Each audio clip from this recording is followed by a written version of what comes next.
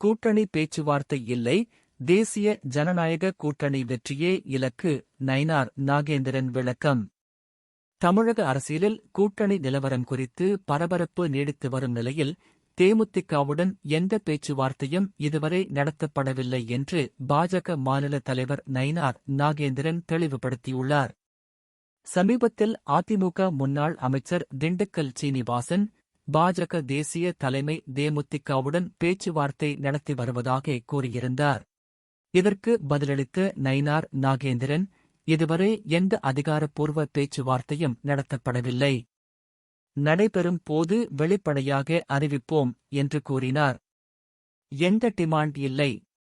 பாஜக அதிமுக கூட்டணியில் ஆட்சி பங்கீடு அல்லது குறிப்பிட்ட கோரிக்கைகள் குறித்து கேள்வி எழுந்தபோது நாங்கள் எந்த டிமாண்டும் வைக்கவில்லை. தேசிய ஜனநாயக கூட்டணி என்டிஏ வெற்றி பெற வேண்டும் என்பதே எங்கள் நோக்கம் என அவர் தெரிவித்தார். மேலும் கூட்டணி அமைப்பு மற்றும் தலைமை குறித்து எழுந்த சந்தேகங்களுக்கு பதிலளித்த அவர், தற்போதைய நிலைப்பாடு மாற்றமில்லை என்றும் கூட்டணி தொடர்பான முடிவுகள் அதிகாரப்பூர்வமாக மட்டுமே அறிவிக்கப்படும் என்றும் கூறினார். சுதீஷ் சந்திப்பு கூட்டணி பேச்சா? கவர்னரின் தேநீர் நிகழ்வில் சுதீஷுடன் சந்தித்து பேசியது கூட்டணி தொடர்பானதா என்ற கேள்விக்கு, சுதீஷ் என் நீண்ட நாள் நண்பர்.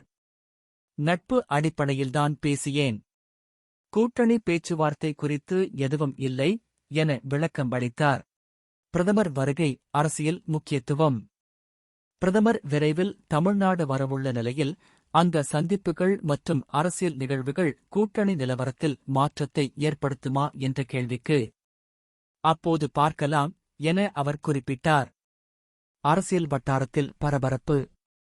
தேமுதிக பாஜக பேச்சுவார்த்தை குறித்து வதந்திகள் பரவி வரும் சூழலில் மாநில தலைவர் நேரடியாக மறுப்பு தெரிவித்திருப்பது அரசியல் வட்டாரத்தில் கவனத்தை ஈர்த்துள்ளது.